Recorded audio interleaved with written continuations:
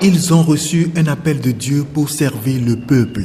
Ils ont accepté près de 10 ans d'études pour répondre à cet appel. Les voilà, prêtres de l'Église catholique. Généralement en vêtements boutonnés du haut en bas et tombant jusqu'aux pieds, beaucoup de personnes réduisent leur vie à celle du dimanche, jour de Dieu. Parler du prêtre travailleur du dimanche, cela se comprendrait dans la mesure où certains ne voient le prêtre que le dimanche quand il est à la messe. Mais plus que cela, ceux qui ont l'habitude de fréquenter les prêtres savent qu'ils font pas mal de choses.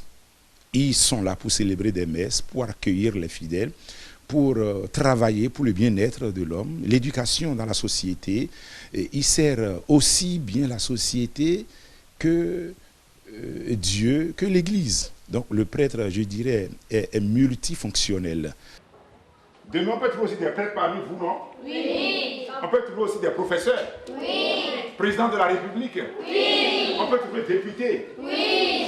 On peut trouver aussi conducteur de Zénithia, non? Non. Mais c'est du travail, non? Non. Quelquefois, vous ne prenez pas Zénithia pour venir à l'école? Oui. Mais alors, il n'y a pas de saut métier. Les prêtres catholiques interviennent dans tous les secteurs d'activité.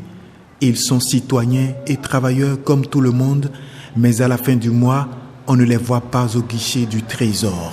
Les prêtres vivent énormément de la générosité des fidèles, de ce que les fidèles donnent, que ce soit dans les quêtes, que ce soit dans les messes demandées, que ce soit personnellement, dans des legs, des dons. C'est tout ça là que l'Église centralise et essaie de gérer équitablement dans la justice pour que le prêtre soit dans un village et qu'il soit dans une ville, qu'il soit traité de la même manière que les autres.